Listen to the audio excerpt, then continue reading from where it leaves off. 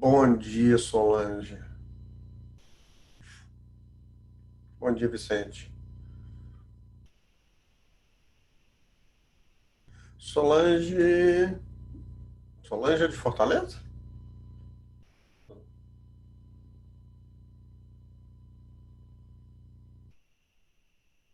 Ah, ok. Espírito Santo, muito bom. E o Vicente é de onde?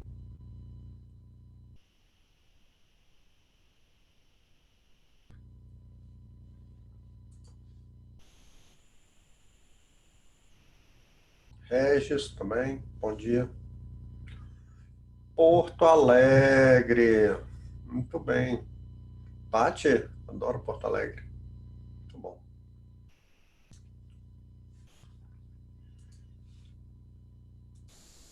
Então, esse problema de ficar em casa é até bom, mas sinto falta de viajar, comer uma moqueca capixaba, um churrasco gaúcho.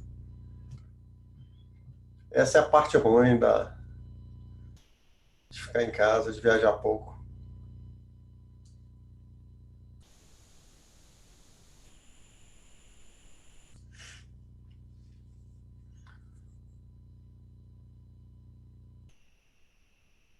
Bom dia, Ivan, Regis, são de onde?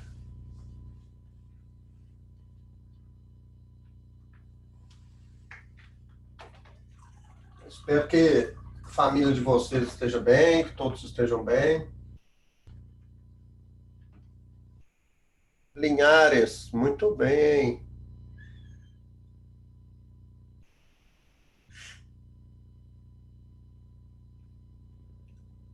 Tudo tranquilo por aí?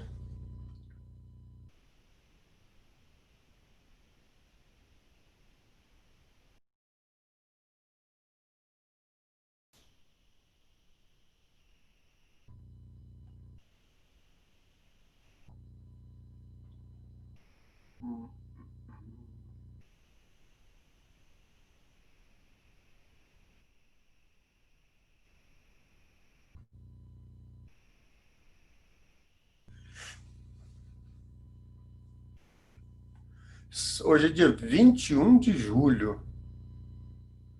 São 9 horas e 24 minutos. Temos 6 minutos para esperar a turma.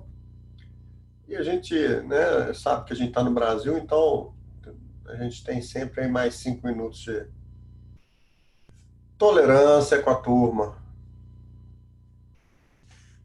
Normal, né, gente?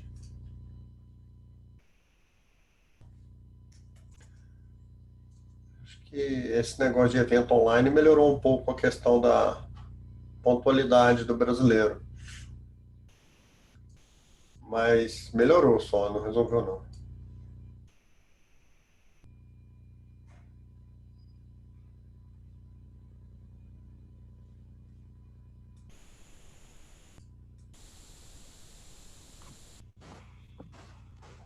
Bom dia, Roberto. Bom dia a todos. Tudo bem? Tudo bem com você? Ótimo, excelente. Cada Falando dia da melhor. pontualidade dos brasileiros, Exato. Mas é nós vamos assim, aguardar mais alguns minutinhos, né, para o pessoal ir entrando. isso é bom.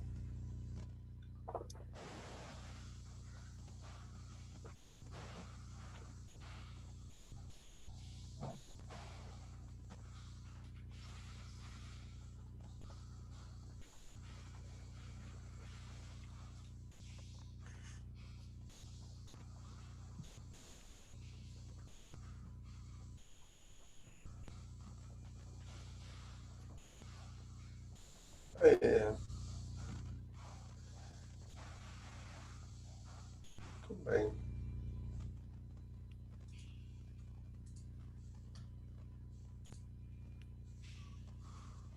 E aí, como é que estão as coisas?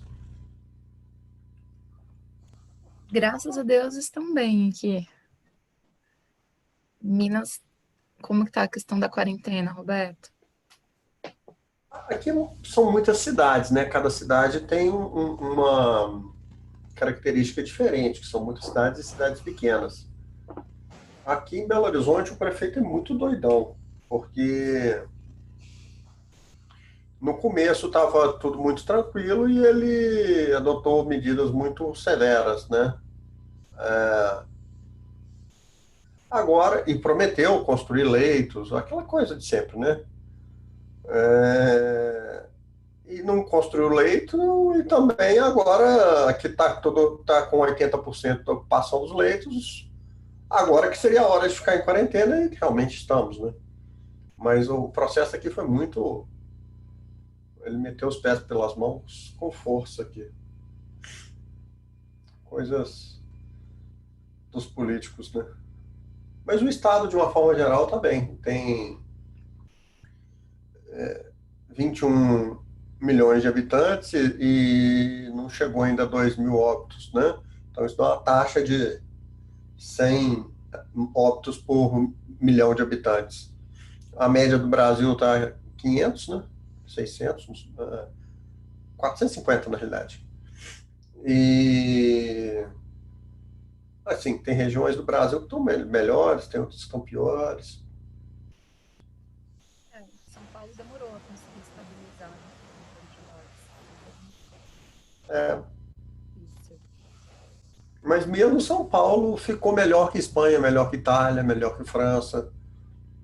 É, a questão é que eles fazem comparação de número absoluto e aí fica desproporcional, né? Aí fica, aí fica uma comparação.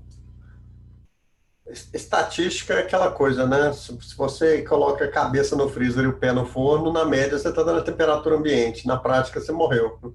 Então, É verdade. se não for bem feita a estatística, É você verdade. consegue qualquer número.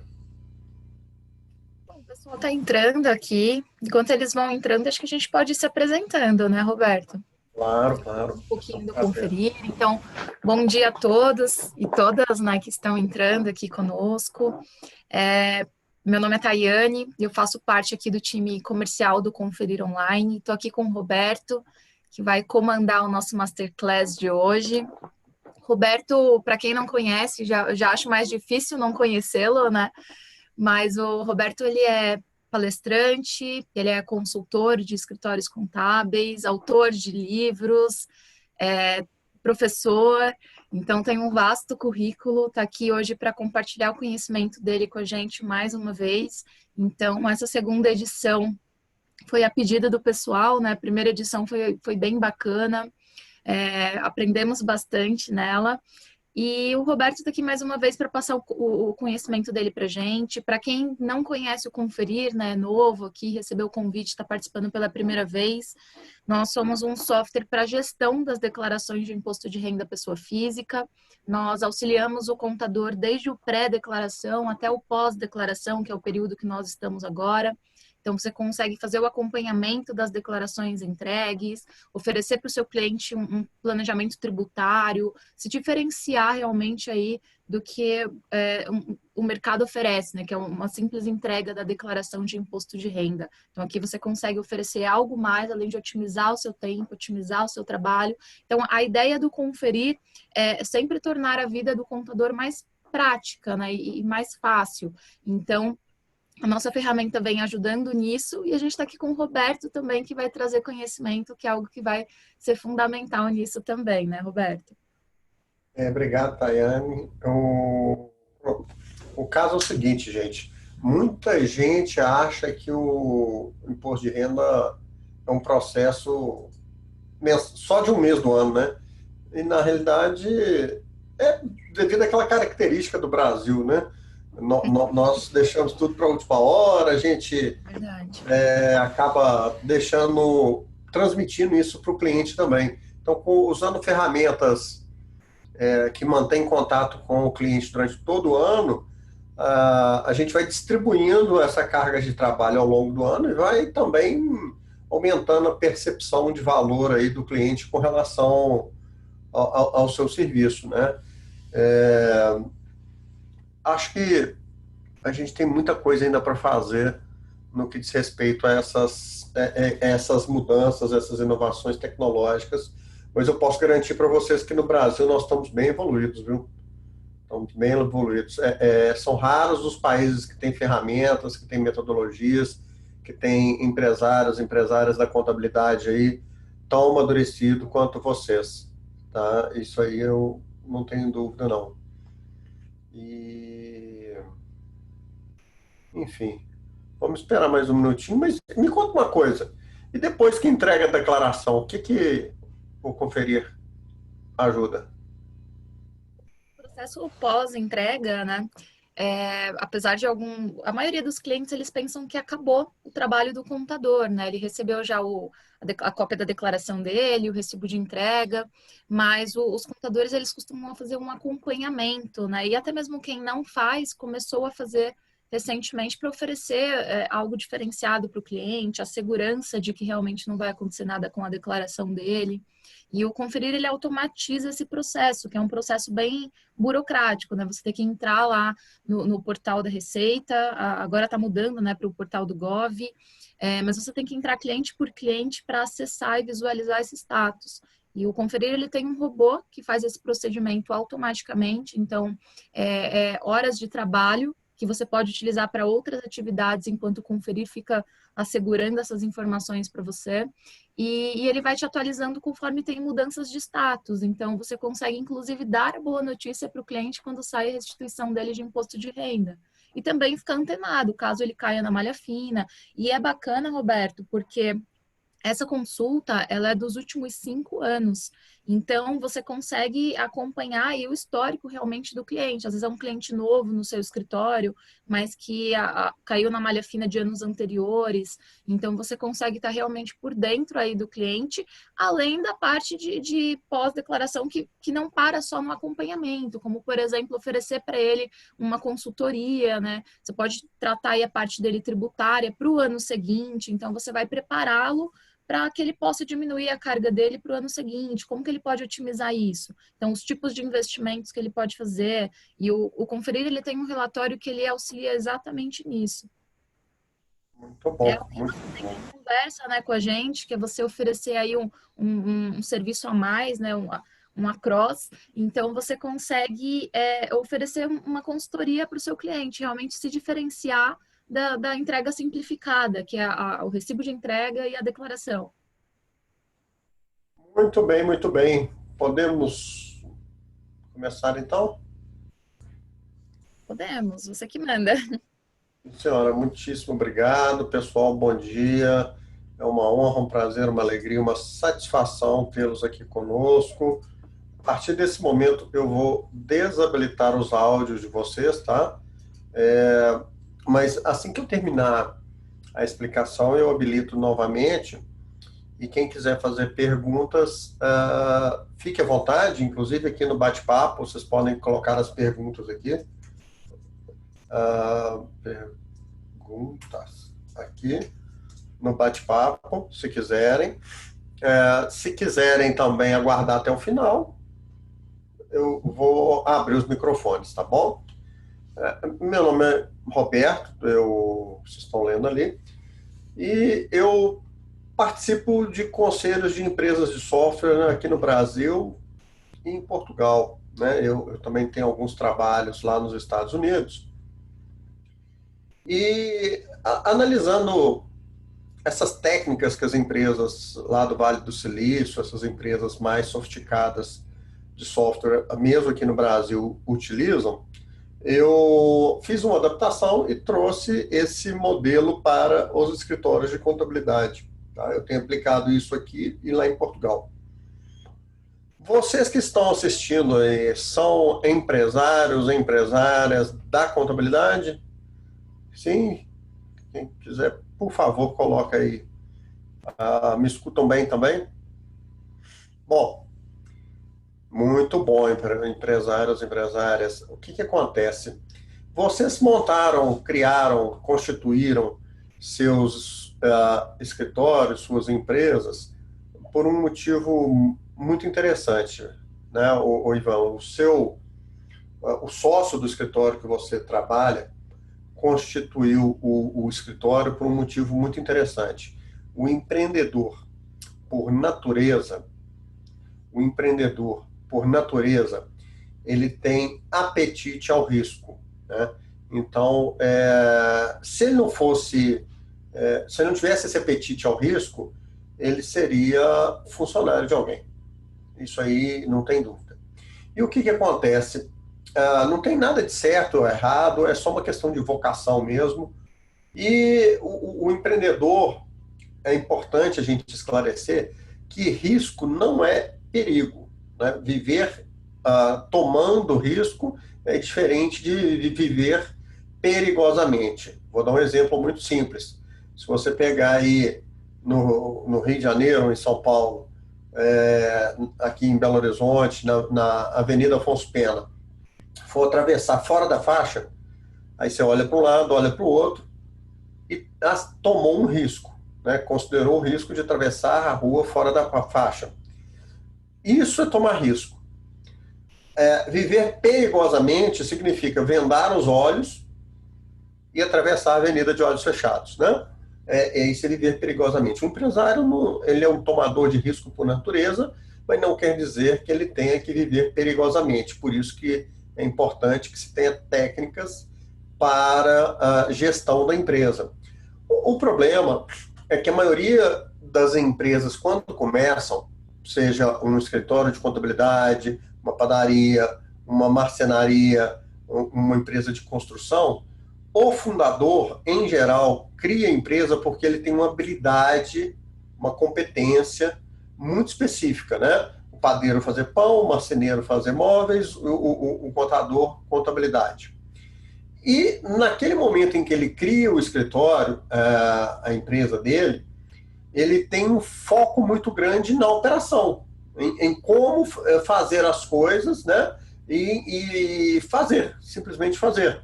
Então ele fica como se fosse aqueles malabaristas, né? Que ficam segurando aqui o prato e girando o prato com o prato da operação. Se ele sai de férias, o prato cai, né? Então ele tem que ficar o tempo inteiro ali, ele sai de férias e fica ao telefone, fica fazendo videoconferência e trabalha sábado e domingo, enfim. Um dia ele descobre que só isso não é suficiente. Um dia ele descobre que ele precisa controlar custos, processos, qualidade, entregas, recursos humanos, marketing, vendas, tecnologia, produtividade. Aí ele começa a girar o prato da gestão, né? Quando ele começa a fazer isso, um belo dia, Marcelo Gil, bom dia. Quando ele começa a fazer isso, um belo dia acontece um problema na operação. Aí ele esquece o prato de cá e olha para cá. Na hora que ele faz isso, o prato da gestão cai, né? Aí a empresa começa a ter problemas de novo e ele volta aqui para o prato da gestão, né? E o segredo aí, né? O segredo do sucesso, que não é segredo nenhum, é manter as duas coisas funcionando simultaneamente. Para isso, o empreendedor precisa ter o foco na operação e, sobretudo, na gestão. Tá? Não adianta olhar só para um lado, nem só para o outro. Outra coisa que é importante, como tomador de risco, né, não tem nada pior para um empreendedor do que o medo, né? O medo de investir, o medo de investir em novas tecnologias, em novos procedimentos, em novas metodologias, em programas de capacitação. Esse medo faz com que a empresa se torne cada dia mais obsoleta. E o que causa o medo no empreendedor? O risco muito alto. Quando o empreendedor vê um risco muito alto, ou um risco que ele não tem controle absolutamente nenhum, não tem previsibilidade nenhuma, ele congela e não investe, né? Por isso que durante o mês de março, abril e maio e junho, nós fizemos, inclusive aqui com o Conferir Online, várias aulas sobre cash runaway, sobre salas de guerra. O que eu vou recapitular para quem não assistiu? de uma forma simplificada, cash runway é o fôlego financeiro que uma empresa tem para funcionar com faturamento zero. Né? Então, você vai somar toda a disponibilidade da sua empresa, caixa, banco e aplicações, e dividir pelo gasto mensal. Né? Quando você faz essa conta, você encontra um número que mostra quantos meses a sua empresa sobrevive com faturamento zero. Esse número chama cash runway. E analisando o cash de dinheiro, runway de pista de decolagem do avião ou pista de corrida. Esse fôlego financeiro, quando é menor do que 1, ou seja, a empresa tem dinheiro sobrando para suportar menos de um mês de operação, o empreendedor fica com medo, com muito medo. E aí ele não arrisca. Por quê? Porque qualquer que seja a inovação, uma inovação em processos, uma inovação em tecnologia, uma inovação em metodologias, qualquer que seja a inovação, ela tem um grau de risco embutido. E ela pode dar errado. E provavelmente dará errado. Né? Toda inovação, antes de dar certo, dá errado. Dificilmente alguém acerta de primeira. Isso aí, nós temos histórias lendárias aí do Thomas Edison, e, enfim, do Steve Jobs, do Bill Gates, do Elon Musk. Qualquer inovação vai dar errado primeiro para depois dar certo. E se você tem o caixa muito curto, né, o seu cobertor é muito curto, você não inova. Aí sua empresa vai ficando cada dia mais obsoleta, cada dia mais ultrapassada e cada dia mais ineficiente. Então, o primeiro ponto para o empreendedor é manter esse fôlego financeiro entre 3 e 6 meses. Estou falando especificamente para escritórios de contabilidade. Se for um hotel, se for uma empresa de aviação civil, o número é outro. Mas para o escritório de contabilidade, eu recomendo fortemente que vocês tenham fôlego financeiro para suportarem pelo menos de 3 a 6 meses de caixa. Tá? Por que eu estou falando isso? Porque muita gente está pegando o Pronamp aí, muita gente pelo menos está tentando pegar o Pronamp, e é importante que você mantenha aí no caixa pelo menos esses 3 meses. Né? Feito esse preâmbulo, eu vou citar aqui para vocês uma frase que é do Michael Eisner, que ele foi presidente do conselho e presidente, né, e diretor executivo, CEO da Disney, de 1994 a 2005.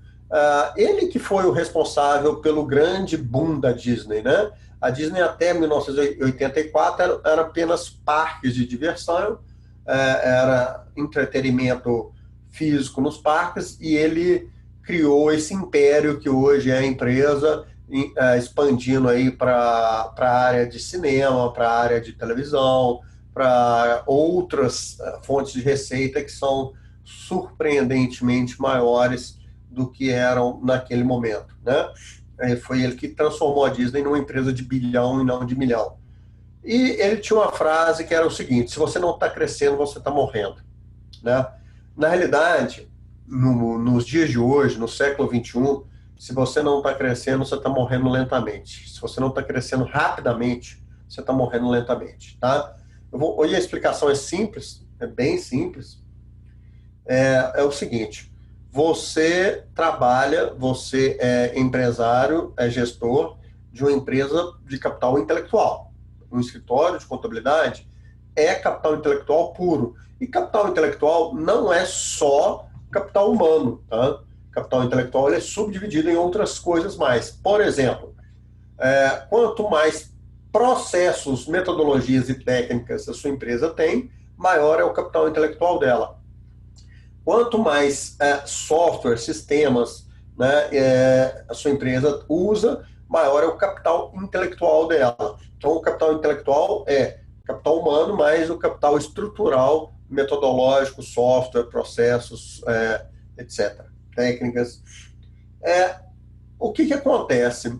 No mundo hoje, onde você, empresária da contabilidade, depende de capital intelectual e humano, eu fico impressionado, porque até o dia 17 de março de 2020, eu viajava muito, né? Eu viajava todos os dias da minha vida, percorri o Brasil todo, até fora, e quando eu ia visitar um escritório de contabilidade, a primeira coisa que me mostravam eram os tijolos. Os tijolos. Olha aqui meu escritório, como que é grande, minha sala, como é que é grande, meu prédio, como é que é grande. E eu ficava entregado com aquilo, porque em pleno século XXI, os tijolos são mais importantes do que as pessoas? Será? Né? E hoje o Covid veio nos mostrar que não, né? Que as empresas estão fazendo downsizing, estão fazendo reestruturação de suas áreas físicas e estão conseguindo operar aí de forma remota, de forma presencial, semi-presencial, inclusive, né? Ou seja, estão mostrando o Covid nessa pandemia, veio cada vez mais mostrar que quanto maior o capital intelectual, mais facilmente a empresa se adaptou. Né? Um escritório de contabilidade que tinha uma equipe coesa, engajada, que tinha sistemas de controle de processos, que tinha métricas de produtividade definidas, que tinha metodologias de trabalho definidas e que tinha software adequado à realidade do século XXI, elas simplesmente foi para a nuvem, foi para casa e continuou funcionando. Né? Aquelas empresas que ainda valorizavam muito o tijolo estão tendo dificuldade, inclusive financeira, porque a imobilização do capital ali no tijolo é cara, né? Essa imobilização custa. E custa no dinheiro, custa oportunidade, custa um tanto de coisa. Mas se você não está crescendo rapidamente, você está morrendo lentamente. De novo, se você não está crescendo rapidamente, você está morrendo lentamente. Sabe por quê? Porque as pessoas, os profissionais bons, os profissionais engajados, os profissionais comprometidos, eles querem trabalhar em empresas que crescem. Né? Eu nunca vi um profissional assim comprometido, engajado, que se qualifica com constância, que busca o conhecimento com constância, querer trabalhar numa empresa que não está crescendo. Né? Por que ele não quer? Porque ele também quer se desenvolver, ele também quer subir cada degrau da escada profissional da vida dele. Né? E se você não cresce, você não abre oportunidades para essas pessoas. E o que acontece? Elas vão para outra empresa, obviamente, né? Ou outro sintoma do que pode estar acontecendo. Se as pessoas, se os profissionais da sua empresa estão pedindo aumento com constância. Né? Por quê? Porque elas estão tentando trazer a valor presente o futuro que elas não teriam. Então, quando você começa a perder pessoas, quando você começa a ter demandas de aumentos de salário muito constantes, e se você não tem esse plano de carreiras, esse plano de desenvolvimento, você acaba tornando a sua empresa mais obsoleta ainda. Né? Então, juntando as duas coisas, o fôlego financeiro e a falta de crescimento das empresas, que tem relação, né, fôlego financeiro com o crescimento das empresas, a sua empresa entra num processo acelerado de obsolescência e mortalidade. Né? O que acontece? Eu vou, a partir de agora, exemplificar, então, trazer para vocês uma metodologia, um método que eu criei para fazer as empresas de contabilidade crescerem de forma acelerada.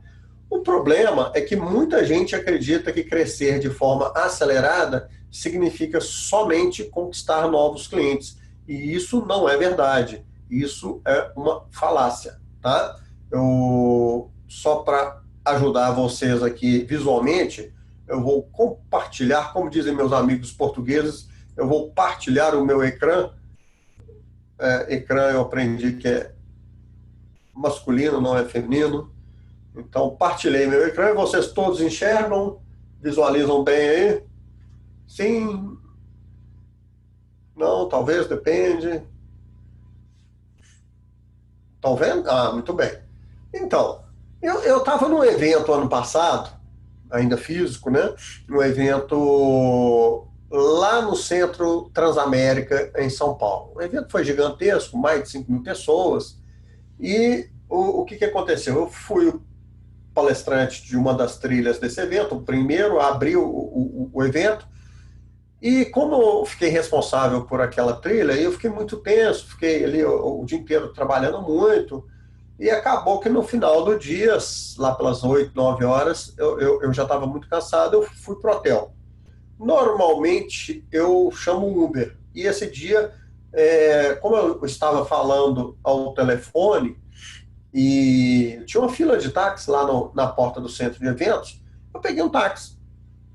Entrei no táxi falando ao telefone e aí o taxista percebeu que eu era um palestrante. No final da conversa, quando eu desliguei o telefone, ele me fez uma pergunta. Falou assim: "O senhor se importa de me responder uma pergunta?" Eu falei: "Não, claro que não, eu estou à disposição, que eu puder te ajudar."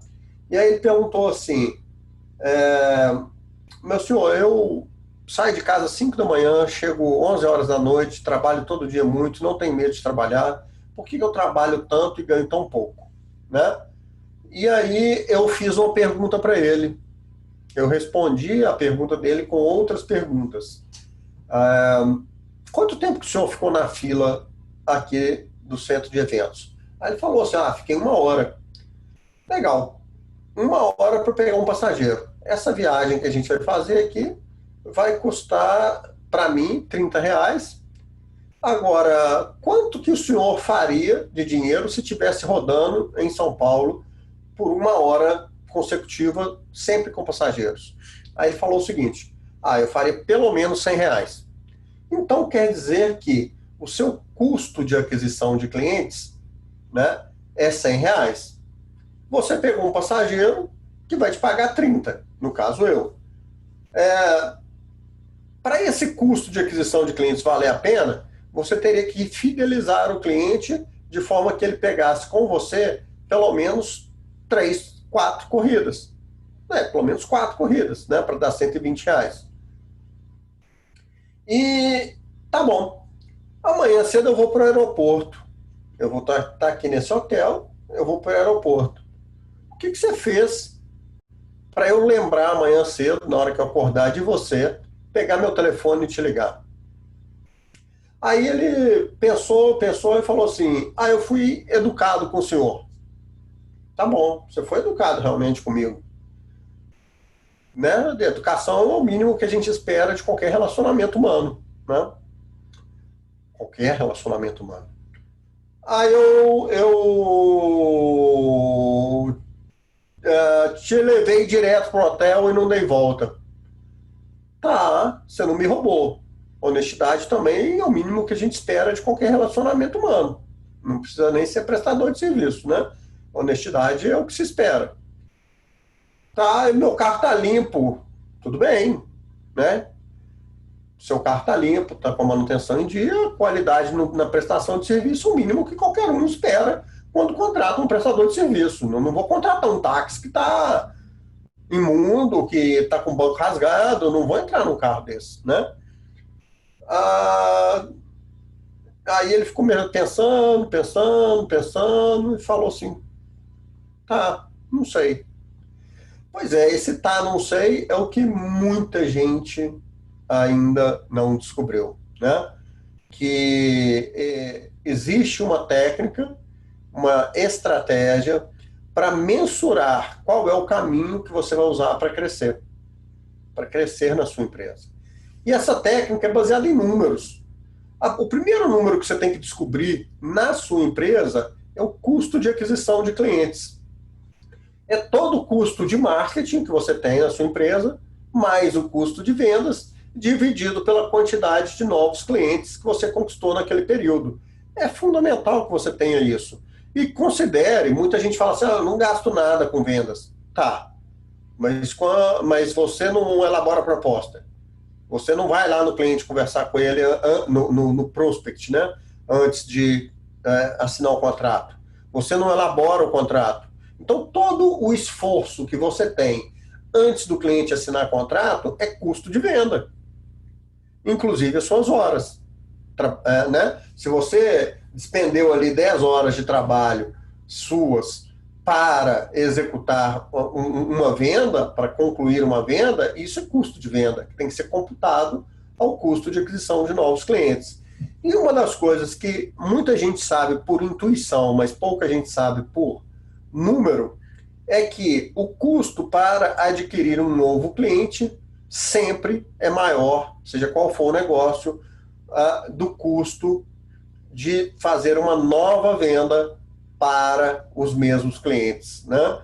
Fazer com que o cliente compre mais de você, o custo é menor do que o custo de conquistar um novo cliente. Então, a gente tem uma outra equação, um outro número, que é fundamental que vocês aprendam a calcular para fazer a empresa de vocês crescerem. Chama-se Lifetime Value. Lifetime é o tempo de vida, vamos dizer assim, é o ciclo de vida do cliente. Value é valor. Então você vai pegar o ticket médio dos seus clientes. O que é o ticket médio? É tudo aquilo que seus clientes te pagam por mês, ou seja, o faturamento mensal da sua empresa, dividir pela quantidade de clientes. Aí você acha o ticket médio. Porém, entretanto, todavia, contudo, nós temos um ponto aí. Você considera cliente cada CNPJ ou não? Vou fazer uma pergunta. Quando você tem um empresário que é dono de 5 lojas aí de moda, por exemplo, se você considera 5 clientes ou você considera um só? Se você fizer uma lambança muito grande, imagina um exemplo extremo. Se você faz sua equipe cria uma situação muito ruim para uma das 5 lojas, aonde essa loja vai ter um prejuízo muito grande, aonde ele sabe que você, sua equipe, pisou na bola. Ele vai cancelar o contrato só de uma ou das 5? Se ele criar uma sexta loja, ele vai contratar você ou um outro escritório de contabilidade? Então, quando a gente está falando de cliente, a gente está falando de quem paga a conta, de quem assina o contrato ou rescinde o contrato. Ou seja, a gente está falando de grupos empresariais, de contas e não de CNPJs. Né? Então, o ticket médio é calculado assim. Você pega seu faturamento mensal e divide pela quantidade de clientes e não pela quantidade de CNPJs, ok? Margem operacional. A margem operacional é tudo aquilo que o seu custo operacional dividido pela sua receita mensal. E aí você encontra uma proporção, né? Vamos supor que você tenha 30% de margem operacional ou 40% de margem operacional. Aí você multiplica o ticket médio pela margem operacional. Falando hipoteticamente aqui, dando exemplo. Imagina que você calculou o ticket médio da sua empresa, dos clientes da sua empresa em R$1.000 e achou a margem de 40%. Você multiplica 1.000 por 40, significa que a cada cliente, em média, tem uma margem de contribuição para a sua empresa de R$400 por mês. Por mês. Agora resta a gente saber quanto tempo que o cliente fica na empresa para acharmos o lifetime value médio dos clientes, ok? E isso a gente descobre dividindo pela taxa de cancelamento. O que é a taxa de cancelamento? Se você tem 100 clientes no ano, tá? E no final do ano 10 cancelaram contratos, não importa o motivo, muita gente, quando eu faço essa pergunta, qual é a taxa de quantos clientes cancelaram contratos na sua empresa no ano de 2019? Muita gente fala assim, eu tive 10 cancelamentos, mas fui eu que cancelei. Não importa. O número é frio, não importa a razão. Né? Então você teve 10% de cancelamento. 10% é 0,10, ok? Se você dividir 1 por 0,10, você vai encontrar o número 10. Pode ser baixa da empresa também, Vânio. Qualquer que seja o motivo, tá? Porque senão você enviesa o número, né? Você coloca o número para debaixo do tapete. Não importa o motivo. Depois a gente analisa os motivos, ok? Então, você divide 1 por 0,10, você vai encontrar 10. 10 o quê? 10 anos, porque você teve 10 cancelamentos por ano. Se você tem 100 clientes e teve 10 cancelamentos no mês, você teve uma taxa de 10% de cancelamento ao mês. E aí, se você divide 1 por 0,10, você vai encontrar o lifetime de 10 meses e não 10 anos, ok? Então, você tem que encontrar esses números aí de acordo com o parâmetro de temporal que você usar. Ticket médio de 1.000, margem de 40%, multiplicado por 10 anos. Então, você vai fazer o seguinte, 400 vezes 12, vezes 10. Aí você achou o lifetime value médio dos clientes. Esse número é fundamental. Tá? Por que é qualquer que seja o motivo? Porque seja qual for o motivo, você tem ação sobre ele. Ou você escolheu o ramo errado, os clientes errados para trabalhar, ou você aceitou trabalhar com clientes que não te davam, não estavam de acordo com o perfil adequado, ou você escolheu clientes num segmento que entrou em crise. No final das contas, a questão é, o empreendedor ele tem que assumir sempre a posição de líder, de entendimento que ele pode mudar a realidade, né, da empresa dele, desde que ele tenha uma análise fria dos números, dos indicadores da empresa. Né? Se você está tendo uma taxa de cancelamento por baixa muito grande, significa que você precisa mirar, né, colocar seu foco de atuação em outras atividades que não aquela, ok? Bom, aí a gente calculou o lifetime value, mas o próximo conceito que é importante entendermos é o de up é para cima, né? Sell é venda. Uma venda para cima, um upgrade de pacote, ou cross-sell, vender cruzado, de forma cruzada. Não. Ô, Vânio, é o seguinte, se você tem 100 clientes e cancelaram 10, a taxa de cancelamento é 10%. E você teve um crescimento de 10%. Você teve um crescimento zero. Mas a taxa de cancelamento é baseado só em cancelamento mesmo, tá? E isso vai ficar claro ali, porque senão você mascara o lifetime, né, dos clientes. Na realidade, o que significa o lifetime? Se você teve 10 cancelamentos, você teve uma taxa de cancelamento de 10% ao ano, por exemplo, significa que se você não fizer nada, em 10 anos a empresa fecha, ela vai ter 0 clientes, concorda? Mas o que você fez?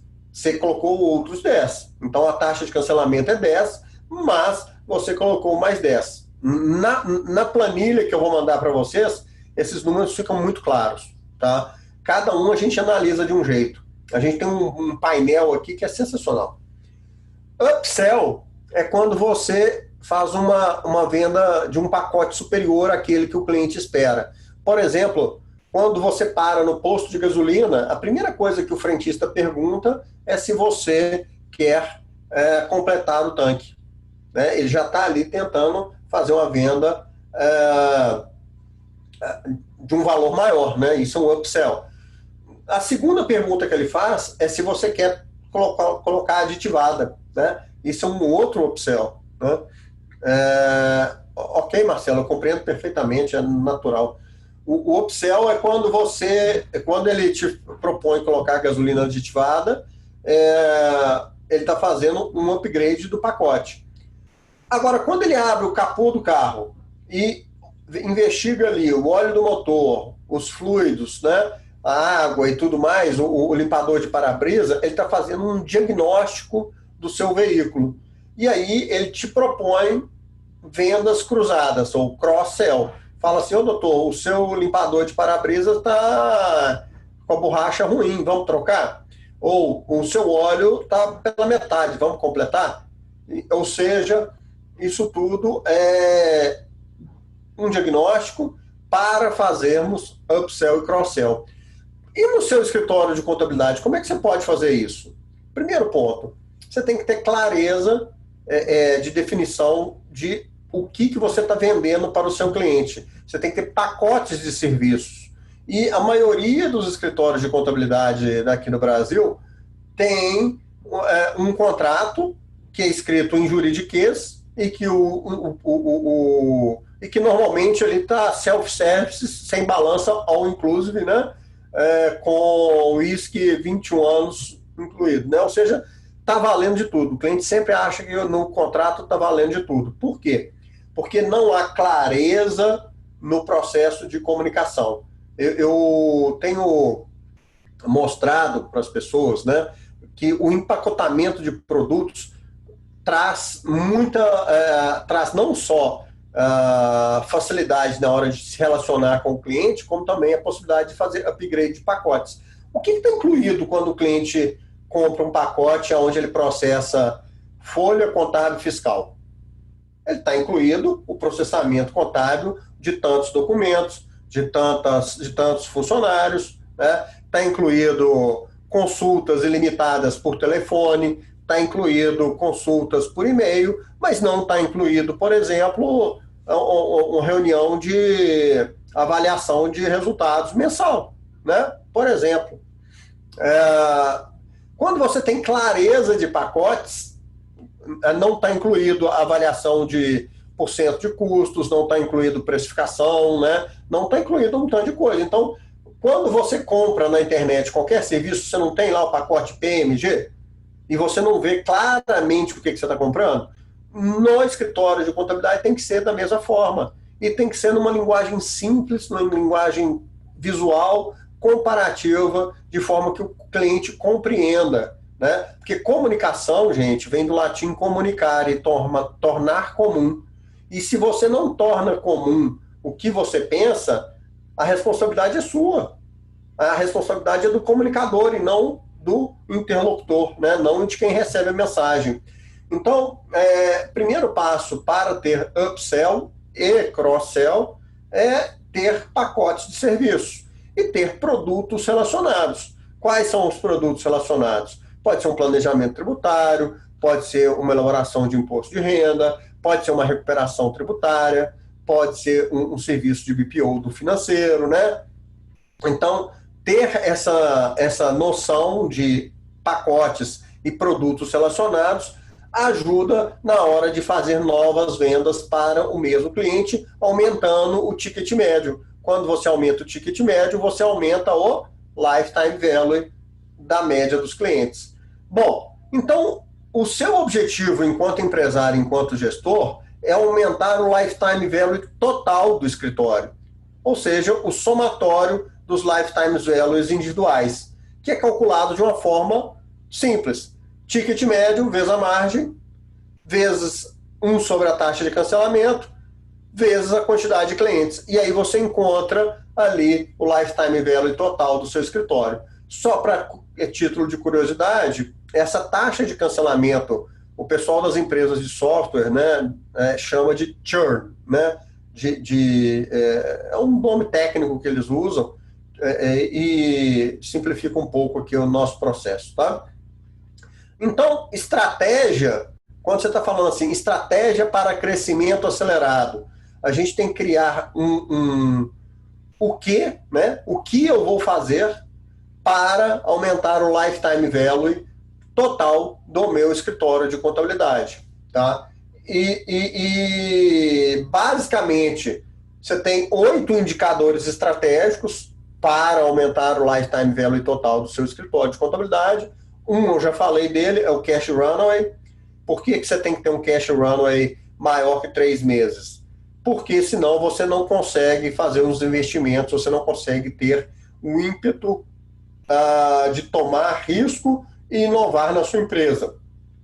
O EBITDA, fundamental, o lucro antes do juros, depreciação e impostos, é fundamental, porque isso mede a eficiência geral da empresa. A margem operacional, que influencia no lifetime value, o custo de aquisição de clientes, o ticket médio o churn, que é a taxa de cancelamento, né? A quantidade de clientes e o NPS. NPS eu não expliquei e nem vou explicar. Isso eu vou deixar para agosto, o NPS. Mentira, eu vou dar um spoiler aqui para vocês. NPS é um negócio que chama Net Promoter Score, que eu tenho certeza que todos vocês já conhecem. Toda vez que você participa, faz uma ligação telefônica para atendimento numa operadora de telefonia celular, eles pedem para você ficar na linha e avaliar o atendimento com uma nota de 0 a 10, não é? A nota 0 seria onde você já não indicaria a empresa em hipótese alguma, baseada naquele atendimento, e 10 você teria certeza que você indicaria a empresa para algum amigo seu, algum conhecido seu, baseado naquele atendimento. NPS é isso, é medir o nível, não é nível de satisfação, é o nível de propensão à indicação que seu cliente tem. E o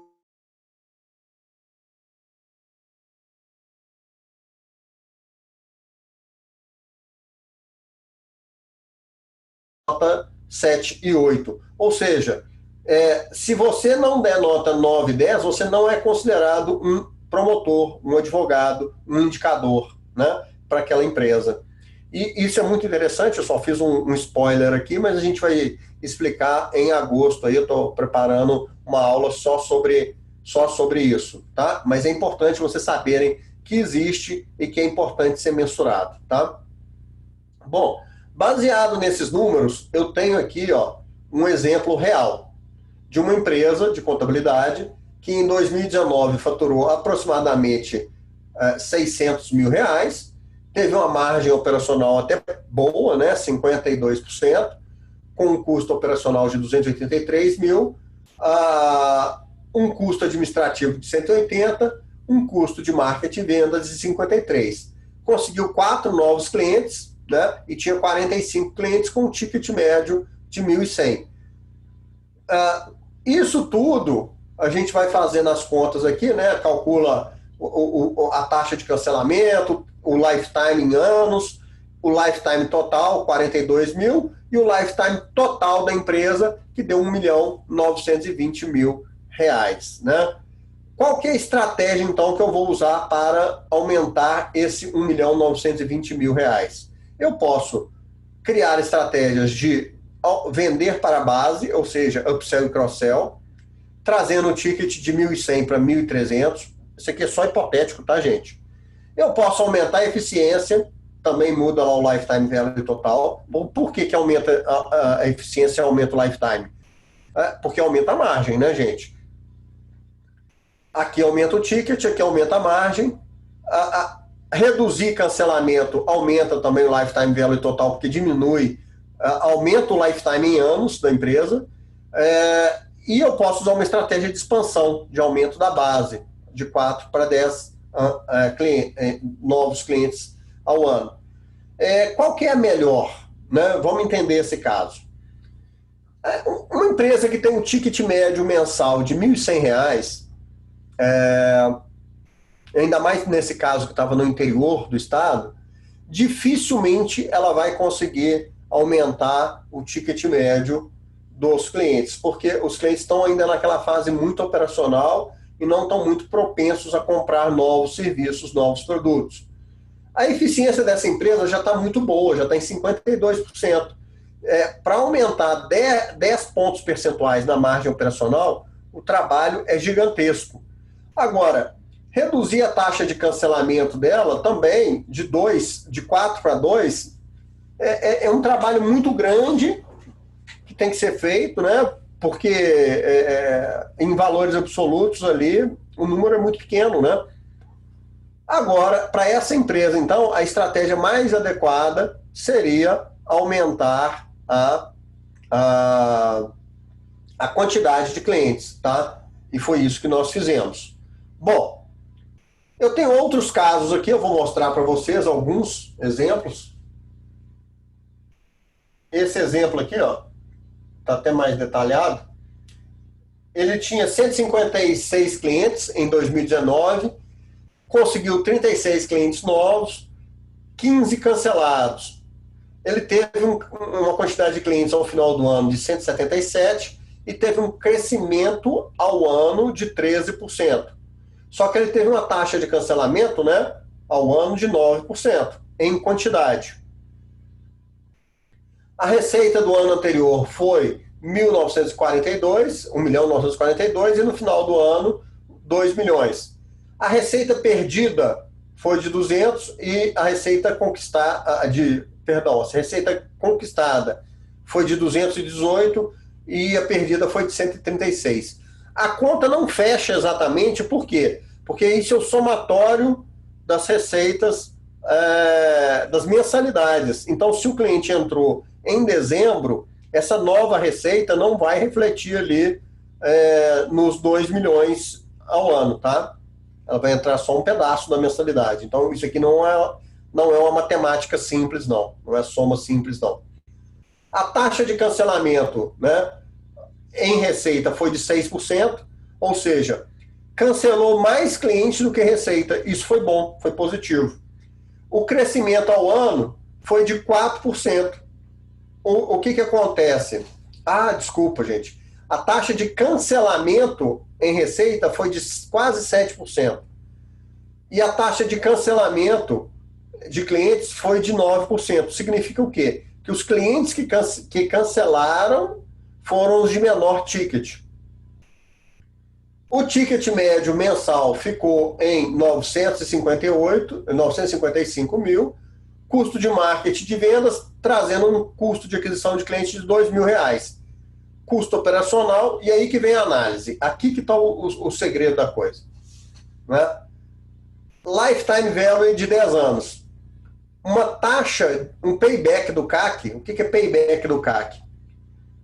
Ele tem o custo de aquisição de clientes de R$2 mil, certo? O ticket médio dele é de R$950. Então, em 2,2 meses, o custo de venda é pago. Entenderam? Em 2,2 meses, o custo de venda é pago. Porque com 2 mensalidades, ele paga o custo de aquisição de clientes. Isso é muito bom. O problema é que ele está com uma margem de 9%.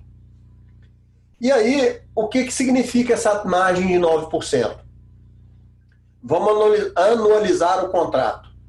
Ele tem 12 meses de contrato. Com uma margem de 9%, ele gasta 11 meses daquele contrato para entregar das DARF, GPS, recibo de prolabore, balanço, balancete, despesa social do cliente, ou seja, para cumprir a operação.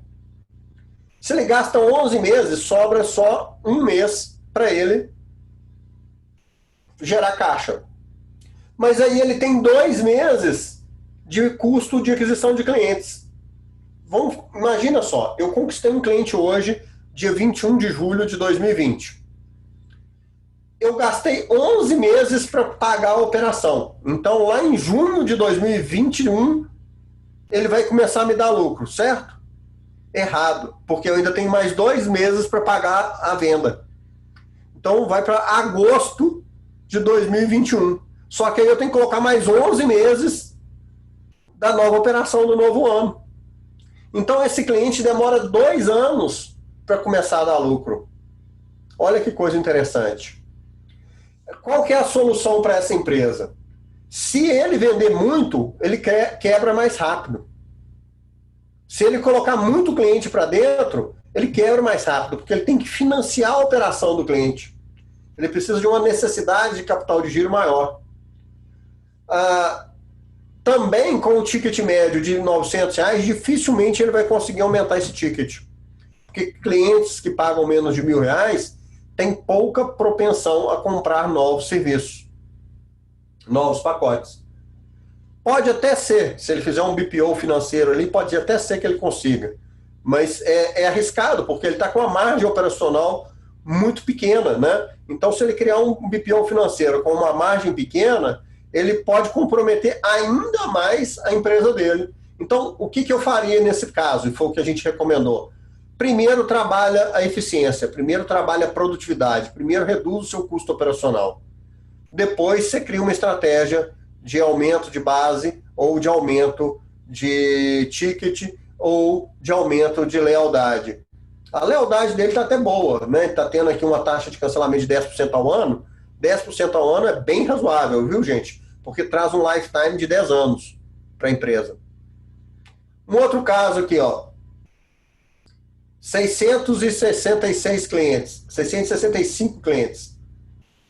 Entrou 150, saiu 72, cresceu 13% ao ano, teve uma taxa de cancelamento de 10 e aumentou a receita muito pouquinho, né? Aumentou a receita, que o crescimento ao ano foi de menos de 1%. Aí vai de encontro à pergunta do Vânio, né?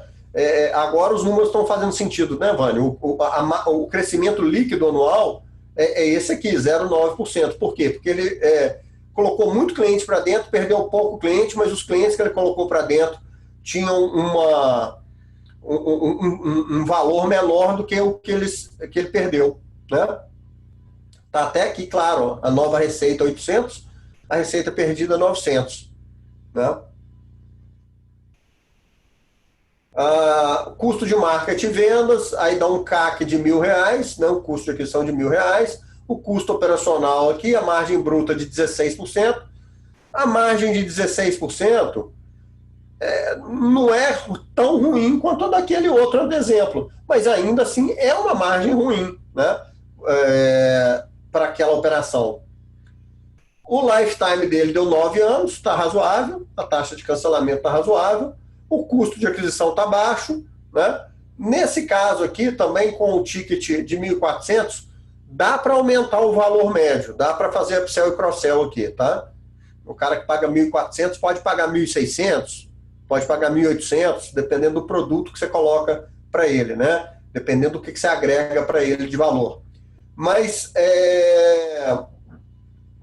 nesse caso também, eu, particularmente, eu começaria por aumento de eficiência e depois aumento de ticket. Dá para fazer as duas coisas simultaneamente? Dá. Só que é difícil pra caramba. Exige investimento e existe dedicação sua. Lembra dos 2 pratos balançando? Você vai ter 3 pratos balançando. Você vai ter um prato na cabeça, né? Aí complica a sua vida. Enfim. Eu tenho uma série de exemplos aqui, mas eu acho que vocês já captaram a coisa, né? Vocês já captaram o sentido da coisa. Eu vou agora só dar um spoiler também sobre o que eu vou fazer em agosto.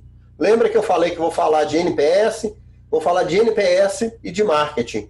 Por quê? NPS é para reduzir o cancelamento, a experiência do cliente é para reduzir o cancelamento, e marketing é para aumentar o ticket ou aumentar a quantidade de clientes, ok?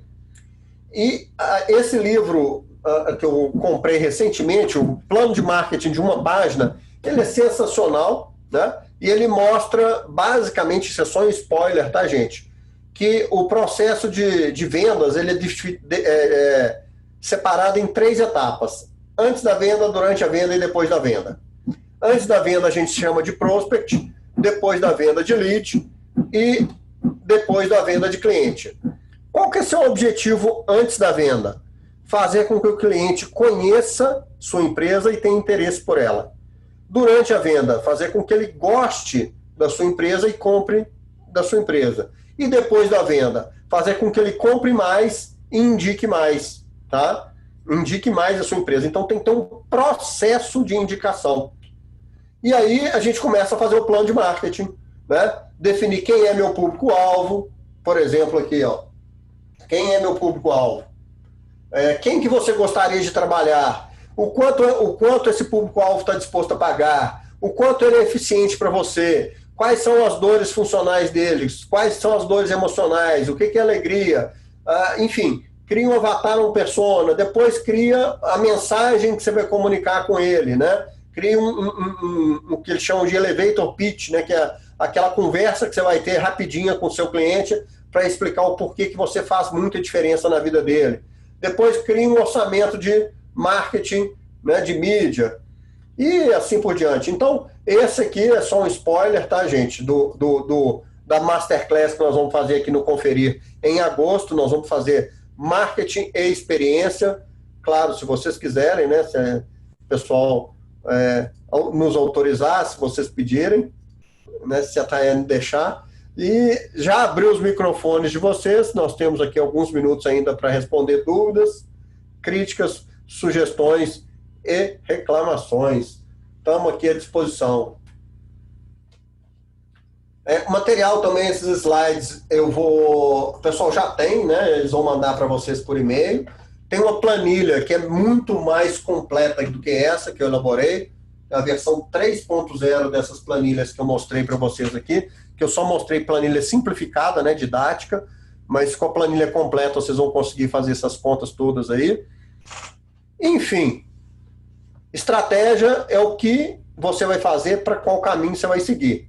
Tática é como que você vai conseguir executar aquele plano estratégico, né? Se você definiu que precisa melhorar a eficiência operacional, o plano tático é o como melhorar a eficiência operacional. Se você decidiu aumentar a base de cliente, o plano tático é como você vai aumentar a base do cliente. E isso é muito importante, porque para quem não sabe para onde vai, qualquer caminho serve, né? Senhoras, senhores e senhoritas, dúvidas, críticas, sugestões, reclamações, microfones já estão abertos.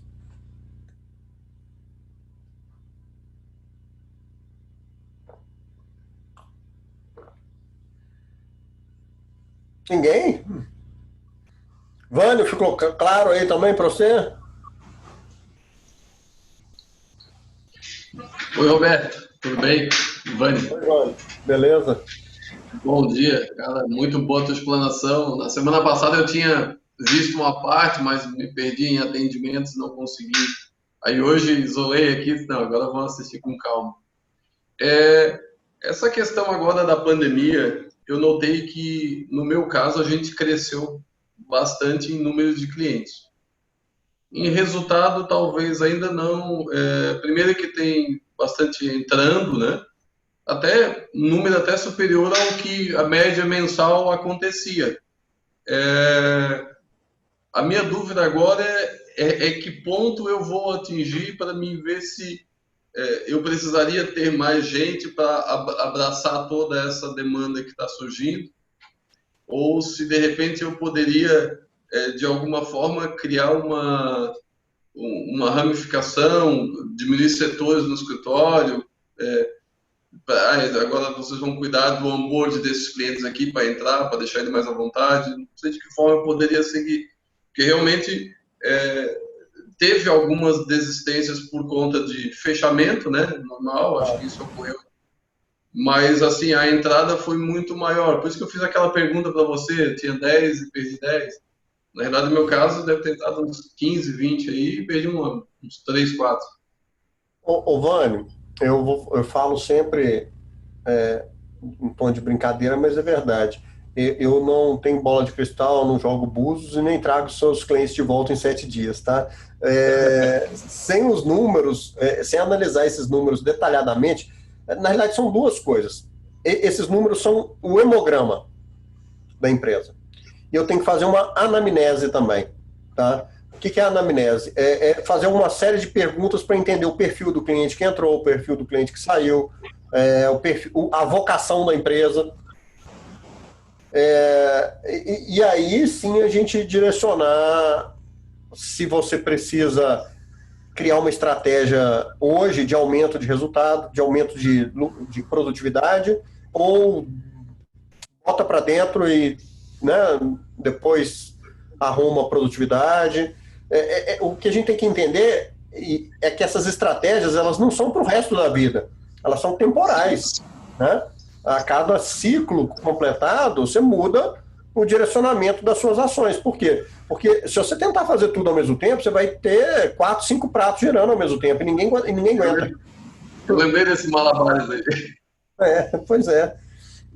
Aumentar o ticket, aumentar a eficiência, aumentar cliente e aumentar a fidelidade ao mesmo tempo, eu nunca vi uma empresa que conseguiu. E nem empresa grande, hein? Empresas de software gigantescas, né? Então a gente faz é igual a corrida, faz aquela corrida que dá aquele sprint Resolveu o problema, aí muda o foco. Resolve outro problema. Um problema de cada vez. Se você colocou esses clientes agora, faz essa análise você. Na realidade é o seguinte também. Se vocês quiserem,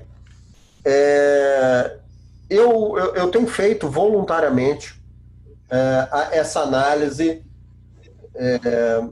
Você sabe que eu sou muito grato aos profissionais da contabilidade, né? Assim, desde que eu escrevi o Big Brother Fiscal, né, eu sempre tive muito apoio dos profissionais da contabilidade, tenho muito carinho por vocês e acredito de verdade que os empresários da contabilidade, né, os empreendedores da contabilidade, eles têm um papel muito relevante na construção da riqueza do Brasil. Então, eu tenho feito de forma voluntária uma sessão de 1 hora de análise desses números com vocês. Quem quiser fazer comigo é só entrar lá no meu site, no meu blog, robertodiasduarte.com.br, eu mando um e-mail para conferir, eles me mandam de volta também. É melhor mandar para conferir, que aí a gente combina horário, eu faço essa análise com vocês, não tem problema nenhum. Tá? Eu faço a análise dos números e a anamnese qualitativa do escritório para dar um direcionamento. Ótimo. E pela tua experiência e conhecimento de números, que eu vejo que você faz bastante pesquisa de mercado contábil, né? Você é um perfeito conhecedor aí da atividade no Brasil e até em Portugal. Existe um ticket médio base, assim, que tu pode dizer, não, ticket médio geralmente... Essa pergunta é muito... Cara, essa pergunta, desculpa, eu sou meio informal assim mesmo. Essa pergunta é sensacional. Eu vou achar aqui. Eu tenho a pesquisa de 2017 que eu vou confrontar com o resultado desse ano, tá?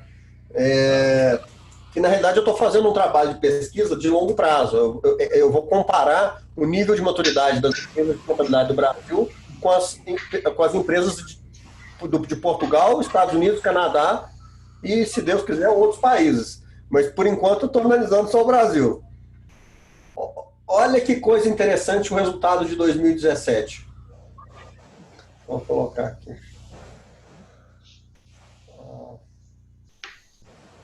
O ticket médio e mais ainda o faturamento.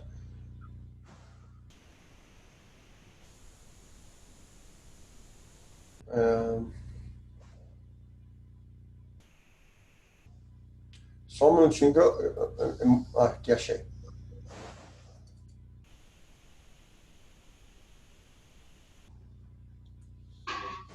Ó, nós temos 80% das empresas de contabilidade do Brasil tem um faturamento mensal de R$30.000. Tá? E eles têm um custo operacional de R$20.000. Ou seja, sobra 10 mil. Sobra 10 mil. Aqui, achei. Vou projetar para vocês verem. Vai ficar sensacional. Estão vendo ali? A média do receita, ticket médio mensal. O geral dá 986, tá? Isso foi em 2017. Eu vou comparar esse ano de novo. Se em 3 anos mudou alguma coisa. As 80% menores, ou seja, 80% do mercado de contabilidade, tem um ticket médio de 586. Já as 20% maiores têm um ticket médio de 3 vezes aquele número. Tem uma discrepância muito grande. Tá? E assim, receita, 360 mil por ano. 3 milhões e quase 600 mil por ano. É 10 vezes maior. Então nós temos uma discrepância muito grande entre os maiores e os menores. O que não mudou? A eficiência. Aqui, ó, margem operacional, 34%, 35%. A margem média, Por isso que quando eu falo assim, o cara está com 9% de margem operacional, é muito pouco. Eu já vi escritório com 50%, né? Eu já vi escritório com mais de 50%. Então, se você tem menos de 36%, já é um problema. Isso aqui eu posso mandar para vocês também. Vou anexar aqui só que são dados de 2017, tá? Esse ano eu vou ter as informações novas e vou comparar para ver o que aconteceu com o mercado. Tu acha que a tendência pode ter diminuído o ticket médio pela automação? Eu prefiro não arriscar, eu deixo a pesquisa ficar pronta, aí eu falo. É possível que sim, mas se por um lado teve automação, algumas empresas de contabilidade já estão oferecendo novos serviços, né? Estão oferecendo serviços de maior valor, consultoria, planejamento tributário, o BPO, né, a terceirização do financeiro. Então, assim, diminuir o ticket por si só não seria um problema se você tivesse como contrapartida um aumento da produtividade. Eu imagino, né?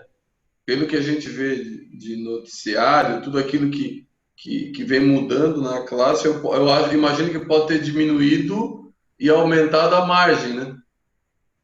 Tomara. Se diminuir o ticket e aumentar a margem de forma desproporcional, né, é bom. Uhum. Se for na mesma proporção, é trocar 6 por meia dúzia. Exatamente. Duarte Então, e Leomir falando, eu acredito que as margens têm diminuído até em função não sei como é que é a região de vocês, mas a questão do custo da mão de obra, a falta de mão de obra tem aumentado muito o custo da mão de obra. Eu acredito que a margem tem diminuído aí nos últimos tempos. Mas a margem de 34% é uma excelente margem. Por isso que nós temos que... Eu pedi para vocês, eu podia estar matando, eu podia estar roubando, só queria pedir para vocês preencherem a minha pesquisa para a gente ter esses dados aí de mercado. Manda aí para nós.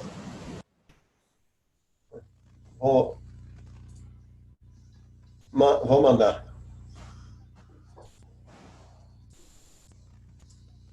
Pesquisa.